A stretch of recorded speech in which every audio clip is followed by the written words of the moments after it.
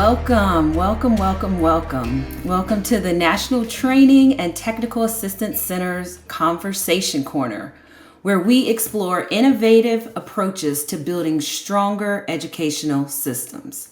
I'm Melissa Smith, and today I'm very excited to be joined by Dr. Sebrina Lindsay-Law. Sebrina is an educator, a researcher, and an advocate whose visionary work continues to shape how we think about education. Dr. Lindsay-Law has been an invaluable thought partner to me as she brings profound insights into the challenges and opportunities facing our education system today. Rather than me giving you all the credentials about Sebrina, I'd love to hear her share a little bit about herself and even what drives you to continue this work in education. Thank you so much, Melissa, for having me. I am so excited to be in the spot on today to talk about education and learning. And that is what drives me.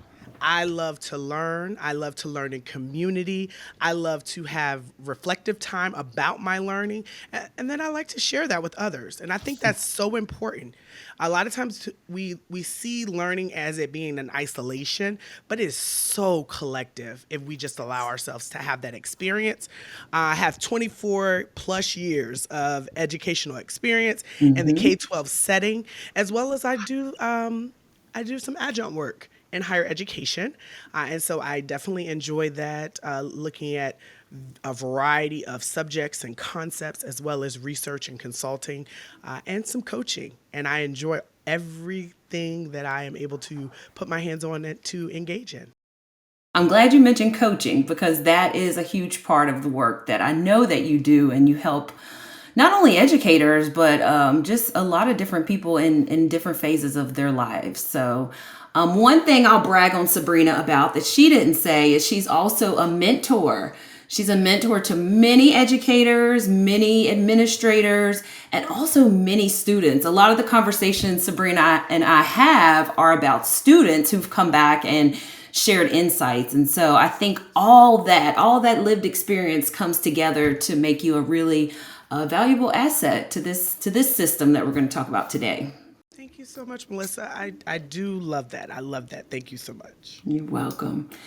So Sebrina, today we're focusing on systems of care, but specifically systems of care in schools, and how we can use data to help better serve all of the youth within these schools, really thinking about their mental health services. So how do we take the system of care approach? How do we think about it in a school-based setting? And then how do we do that in order to really support and drive positive youth mental health practices? Wow. Well, first of all, that is a wonderful question because it really gets at the idea of interconnectedness. How we as individuals, as communities, as institutions, how we're all connected. And so as I was reflecting on the system of care, I really thought about this idea of how the health institution, as well as the justice institution, as well as the educational institution, how those all are interconnected and how we can work together to do this great work, because it's not going to be done in isolation. It's not going to be one person, one school, one system. It's going to take a collective to be able to do what we know is best for our students. And so as I was thinking more about that, I was like, okay, where do we start with this? And what it really gets down to is, do we see the humanity in one another? Not enough in just Sebrina, but do I see the humanity in Melissa and anybody else that I come in contact with, to think about how can we enhance the system? Because the system can always be enhanced. A lot of times we think we create something and we're like, oh my gosh, this is a perfect A. This is 100. No, there's always something that we can do to perfect. That's why when we write papers, when we write letters, when we do different recommendations, if you go back and look at it, at that point, you thought it was perfect. You go back and look at it 6 months later, 6 weeks later, 6 days later, and you're like, I could move that around. I could switch that up. I could do. It's the same type of continuous improvement effort we have to give to each institution and then collectively to the various systems. And so when we talk about a system of care, are we getting the right people at the table? And then how are we sharing the data in a meaningful way so that people understand?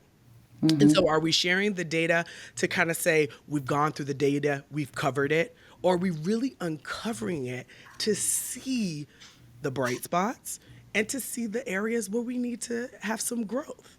And so, those are some initial things that I'm thinking about, because as we allow that to grow and to become more sound and effective, that's where we're able to give the supports that we need for mental wellness.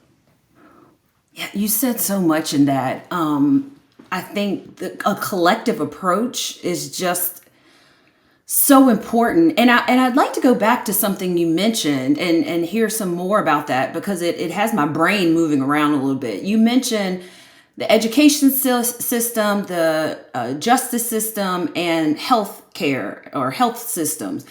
How do you see those working together? What do how do you envision that, and what challenges and opportunities are there? Because that really intrigues me, just thinking about those three merging together to support youth and families. So I think when we look at all three of those institutions, and it could be other institutions, those were the three that I thought of. And so when we think about those, we're thinking about accessibility, we're thinking about responsiveness, and how do we see each of the institutions? How do we see them working together? How do we see what our role or responsibility may be in the institution? Do individuals see their job as a job, or do they see it as a calling or an opportunity bigger than themselves? That's how we start to see the effectiveness in schools and how schools can use the resources out in these other two institutions that we're talking about today. And so if we do that well, then everyone's going to thrive at their level. And you notice I said at their level, because At a their lot of times level. we try to ensure that there's a particular outcome, but when it really boils down to it, it's really allowing people to have their own zone of genius, their own autonomy, their own agency to do this work. That doesn't mean that we don't coach. It doesn't mean that we don't advise. It doesn't mean that we don't mentor. But we want to make sure that individuals take control of their their life, their journey. And so when I'm thinking about the three of them working together, I'm thinking about how can we create a system that is designed to get the results that it needs to get. And the only way to really truly be able to do that is for us to have conversations. And then lay out what are our intentions, and then what are our goals, and then we gotta collect some data to look at those goals, and then we gotta make adjustments. And that's another thing that I know we'll talk about later, is like, how do we allow ourselves to be flexible and adaptable in these different settings so that we can do what is necessary? Because let's be honest, all of us have lived experiences and lived perspectives, but we're not a monolith. We all have our Right. own experiences. And so I don't know unless I ask. Unless I ask Melissa, if I ask, the students that I engage with, if I ask the families, and I may have had a similar experience, but if I'm there to help to support and to serve others, I have to know their experience. And sometimes we don't always hold space for that. Yeah, you have to. Sometimes I've heard the saying, "Nothing about me without me," and so making decisions for children, youth, and families in these systems without having the people that are receiving the care at the table is really detrimental to the continuation of that system. You mentioned data, and that's part of what we're talking about today, just that data informed decision making, which is so important. I'm curious, what are your thoughts on the information that schools should gather to support youth mental health? So, when you're thinking about the data, what data should schools use to support youth mental health? What are your thoughts on that? Yeah. Uh, and I think, it's important for us to know the context of our environment And we also need to know what is our mission, our vision, and our values towards something, and what is the culture, and what is the ways of being, whether that's collective or individual. And what I mean by that is like, how do we engage with each other in the different spaces so that then we know what is our starting point. When I was in the classroom as well as in the building as an administrator, just really thinking about this idea of how can I meet people where they are. And then also too, how can I have these intentional conversations that could be supportive? So when we talk about data collection in schools, one, we need to make sure that we protect the confidentiality of those that we are in collaboration with, those who are connected to us, our students and our families. Making sure that we treat people how better than how we want to be treated. And the reason why I say that is because people won't be vulnerable with you with some of their most sacred information if they don't know how much you care for them. And so when we talk So about this true. system of care, I mean, I'm serious. When I Yeah. think back to the teachers, when I think about the neighbors, when I think back to the friends, when I think back Right. to all of these different things, when I knew they cared, I was able to show up in my full essence. Just open up. Hmm. What it's making me think about it is my children's pediatrician, and we were with her for a long time till we moved, but I was able to share a lot about some of the challenges and struggles more than I have at any other doctor's office or visit. And it was because she created the environment for me to be vulnerable. So she She created the listened. conditions. Yep, she created the conditions. I mean, you're onto something. So starting at that simple level, like, how do we create the conditions? Are we making sure that this is responsive to those in our space? And then am I taking time to reflect on who I am, how I'm showing up, and what is my data if I'm a leader? And so from there, I think you're going to start to think about what are the right questions? What questions should I be asking? And then from those questions, that's where the data comes in. And we want to make sure that we have that qualitative data. Qualitative data is really the narrative, really understanding the story, understanding the context, understanding where students are in that moment. What's the student's feedback? What is the student's experience? And then the quantitative is the numbers for the most part, attendance, behavior, different components where as it relates to grading. And then making sure that both are done, both, and not just one or the other, and then taking that data and really analyzing it. So that's kind of where we would want to start. One, confidentiality. Two, making sure we ask the right questions. And then from those questions, we start to look for qualitative and quantitative data. And we want to phase that in because we're not trying to overwhelm individuals that have to put this into action, into play, because we'll talk about it later, but you got to bring those data pieces back. You have to have conversation. You have to hold space for people to reflect and to process through if you really want this to be a system of care. So not only is it for the people that the system was created for, but also the people that work the system. How Yes. are they getting that care too? Yeah. Yes, very much. So, Sabrina, we talked a lot, about the data collection, what to collect and how to collect it. But I'm curious your thoughts on how do we use that data, actually utilize it and use it to ensure that the services are genuinely responsive to the students and families? Because we already mentioned they need to be active participants.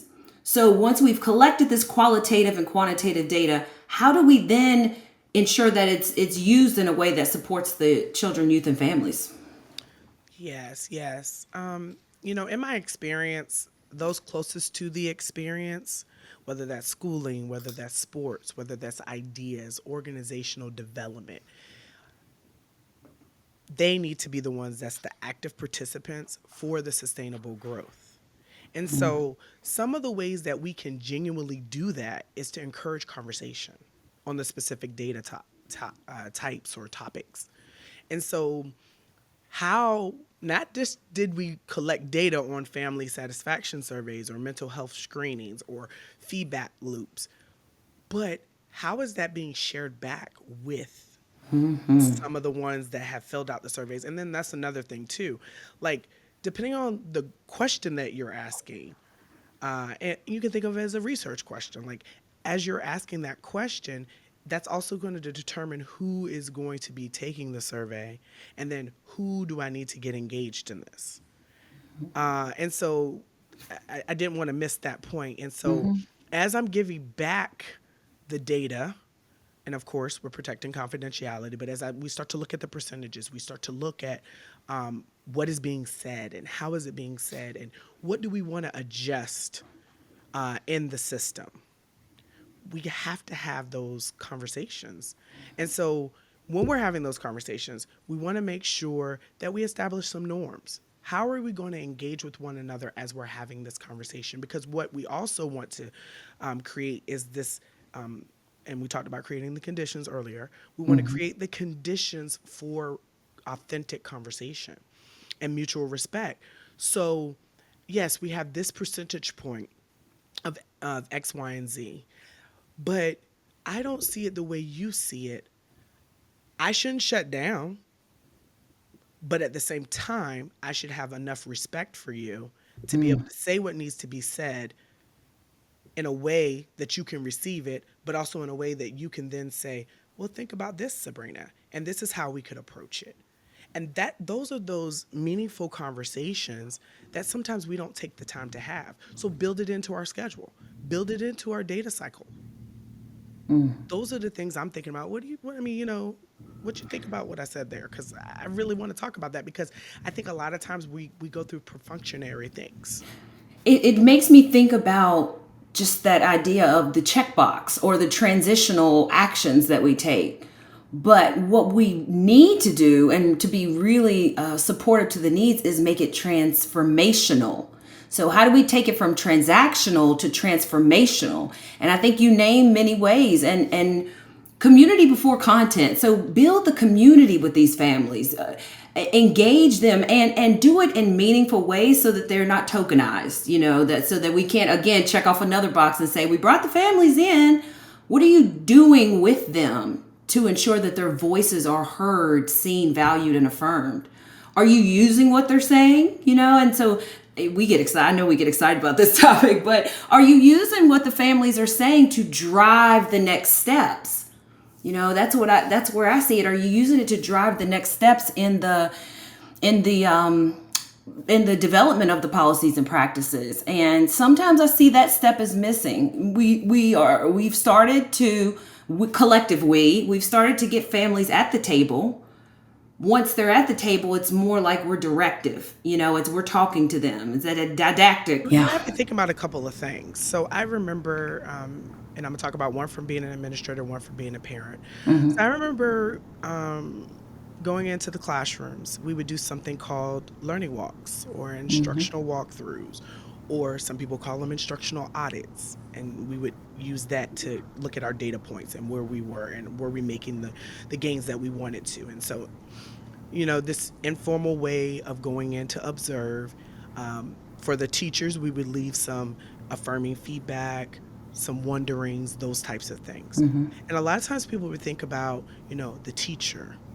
But what we started to do is we started to engage with the students. So let's say they're doing station learning. We would go in and we would say, oh, okay, this is so great. They're doing station learning. It's great.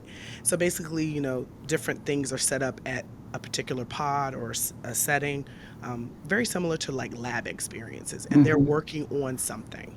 As they're working on something, most of the time when you're doing an instructional audit, you're not going to just say, oh, they're working on something. That's great. They're in this group. No, what you begin to do is not interrupting the instructional flow or the learning flow. You're going to ask questions. And so that's what we have to start doing. We have to start asking questions to see, okay, we're doing this in real time. Does this translate? And if it does not, how can we do it better?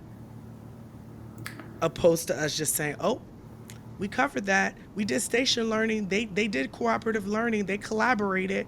No, but how do we know it worked? How do we know? The second piece, when you were talking about us being parents and educators, I remember sitting in a parent teacher conference, and and the principal said to me, "Oh well, I know you're an educator, but can you take that hat off for a little while?" No, I can't, No, because part of my being is an educator, is absolutely. learning, and we found out later the reason why she said that is because she was feeling uncomfortable that I knew just as much as she did, and how the way she was implementing a process was not appropriate. But how often do families experience that and don't talk about it Right. because they don't know who or how to talk about it? A lot of times, if we don't ask the question and then listen, they'll, you know, they'll just say, "Oh, whatever you want to do." And then I started asking questions, and they were like, "Well, I had a really bad educational experience, and so Yes, that's why this, and this." That makes sense. it does. I see you because I want you to see me. So when she said Because we're take all off your, yeah, humans. Remember, you talked about the humanity in the beginning. We're all in that. We're all in that space of being humans and needing to honor humanity in each of us. yes. So when you say, "Oh, take off your educator hat," oh my gracious, I don't know what I'm very like, whoa, what is that? It's like, Because take off my arm. I mean, like, yeah, it's attached to me. It's who I am. It's part of my identity. so it's stuff like that. Do we see all of everybody? And Mm. when we do, making sure we don't get uncomfortable with that. It's almost like we have to pull back a mask sometimes and realize it may not be working. And there's not put fault, blame, and shame, but put targeted interventions, as you mentioned. How do we transform it? So I've found that in a lot of conversations I've had in schools, in various leadership roles and others that I have, it's we get to almost to that point. We kind of uncover it, but then it starts to be maybe more finger pointing or blame based. And that is not helpful when we're trying to be that transformational. Maybe in transactional, yes, well, it's not helpful at all, but it serves its own purpose. But when we're transformational, we're trying to extract and understand and then take it to the next level. And so that's why Yeah. it's important for each of us as individuals to critically reflect. Not say we do it, not go through the motions of doing it, but Actually do it. really reflect. Because then when you start to reflect, you'd be like, yeah, if I really was, approaching this from an empathetic way, yeah, I wouldn't go for that. That doesn't make sense. Oh, let's go back. I would want to be actively involved instead of stuff being done to me. I would want stuff to be done with me. And we Yes. all know how we feel when those things and those needs are not met. We all know what that feels like. So like, as people in my family would tell me, and also in my church growing up, they would say, consider yourself. Do we consider ourselves when we're doing some of these things?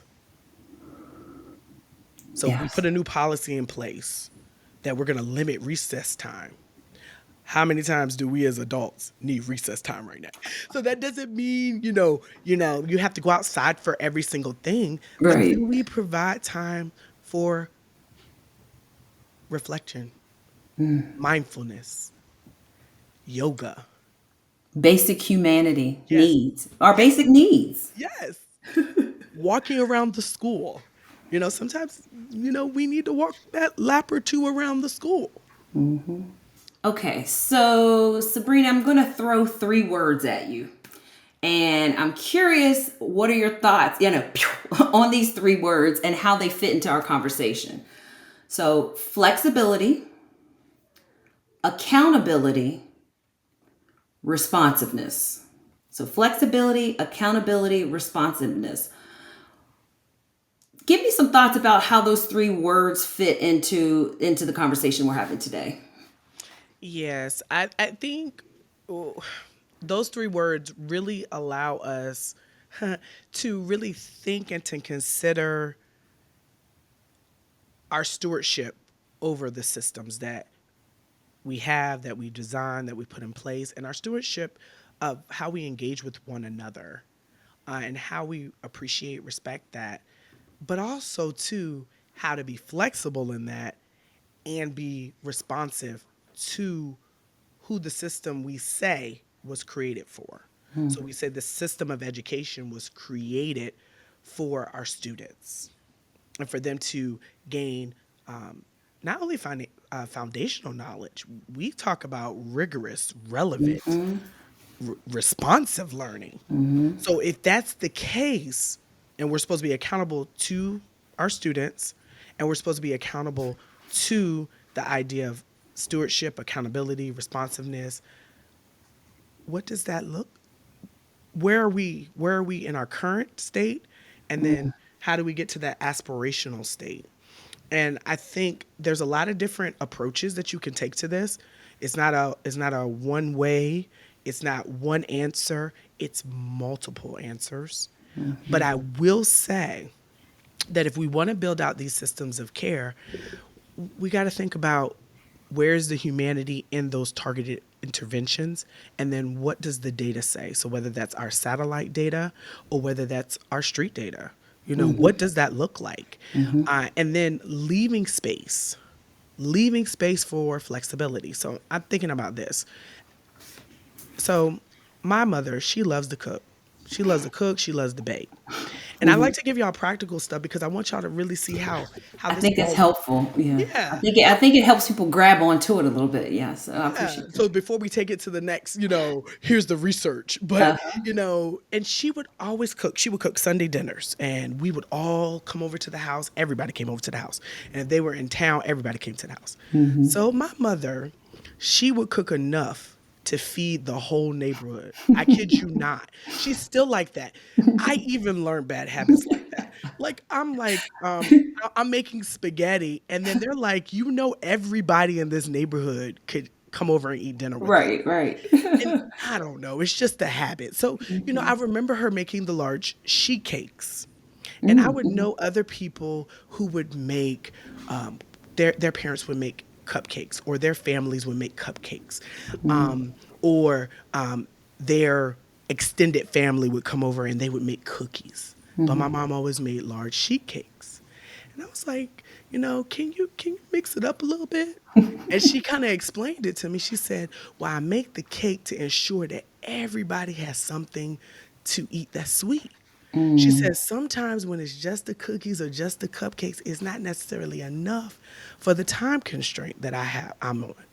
So she said I felt limited just buying some cookies or making some cookies or buying some cupcakes or making some cupcakes. She said, so I always did the large sheet cakes Wow. because I felt like everybody could have a piece of that. So the cake for me symbolized that, one, she wanted all of that love and attention for everybody to get a piece of it. The second part of it is that they all had that shared experience of that large sheet cake. Won't from the same. It wasn't from a different batch. It was from the same one. Now I want y'all to go with me here. Now when we go out, because she doesn't cook as much as she used to, we go out and I see dessert bars now, or dessert tables. And they'll have a variety of desserts. I mean, all kinds of desserts. And depending on some of the regions, some of it will be based on regions.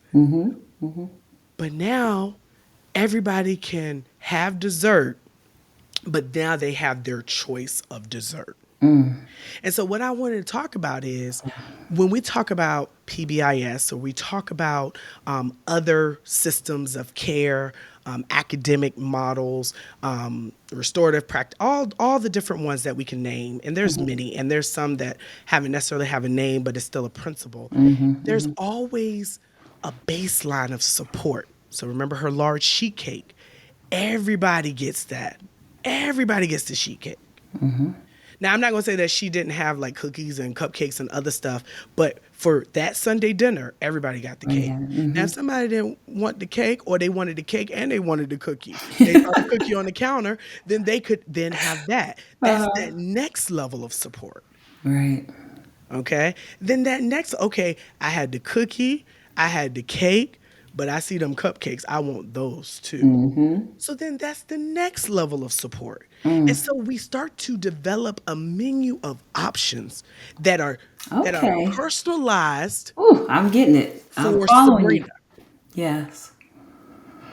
personalized for Melissa, and personalized for whomever else may need it. And so I always have the cake. But now I can get a Yes. cookie, I can get a cupcake, I can get a piece of candy. I might say I don't want any of that. I just want a soda or some water or Right. juice. I can decide what I want when I have a menu of options. At And so, different levels. how do we start to create those menus of options that people can have at the same time, in the same setting, if that's what they choose to do? So as I'm thinking about that, like, okay, you have these menu of options. Well, you have to have time to do all that. And then you have to be organized. You have to be organized in order to give these supports, because they are intentional supports that have been thought through at the level that it was able to be thought through, based on the people who were in conversation as these things were being developed. But we leave space for people to also say, that's great, that's good, but did you consider this? She had the cake at the first level. Okay, then she had the cookies and the cupcakes, because she always had stuff in the house. And then she might have a piece of candy. But then if those needs weren't met, in this example, would my mom be open to What else? another thing? Or do we say, well, this is the plan, this is the menu, this is what I decided, we're not adding nothing else to this?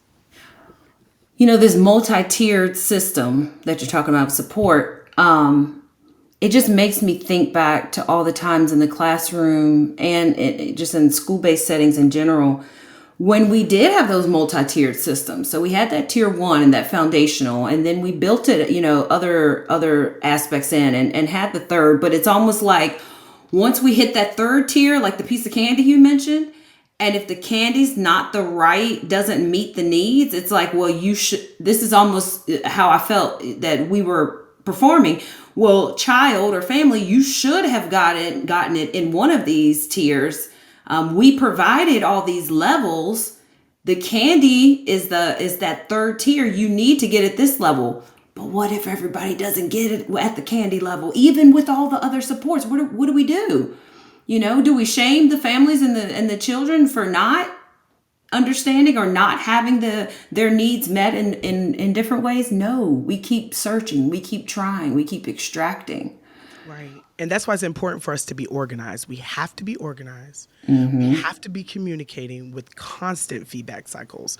And, we have to give that critical feedback, and we have to create the conditions for the critical feedback. But Melissa, this last part, we got to make sure we don't take anything personal. Whew. Say it again. Say it again. We got to make sure we don't take anything personal, because I know from my own experience, there were times I'm like, oh my gosh, I did all the things I could do. And you had to shake yourself. This is not about you. You cannot take this personal. You are just a vessel. Now, do we sometimes make sure that our vessels are treated with care? There we go. Course. Right.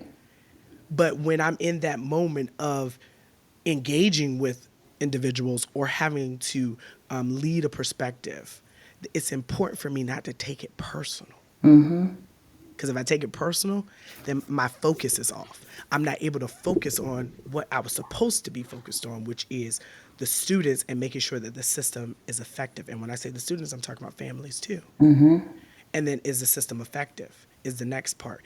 And then as I'm looking at the system, is it effective?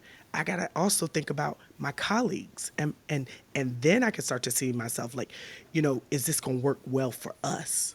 Are we going to do we have the capacity to handle this? And then Absolutely. that's why I think it's important for us to have the health system as well as the justice system involved. And I know this isn't the time or place to talk about that, but that's the key, because then, so that we can be effective systems, if we need extensive mental wellness resources, we need extensive legal concepts and interpretations, and understanding various things, then we can get help with our team. And so that's part of it. So not only am I a system of care, but looking at my data and saying, okay, we need to call in additional support, and or we need to design it in a way that they're already at the table. We're gonna have to wrap up in just a minute. I don't want to, but we're gonna wrap up. One thing before we do that, as we were talking about those multi-tiered systems and layers, it made me think when you were mentioning not to take it personal is evaluating your practices at that level, because maybe we're up to the piece of candy and it hasn't been the proper intervention or support, but are we evaluating at what we're doing at that level to ensure that it's evidence-based practices, to ensure that we're really putting all the parts and pieces together to understand that this is a great support at this level. Sometimes we have a lot of ideas and when we throw them out there, and they may not be the best ideas for that particular situation.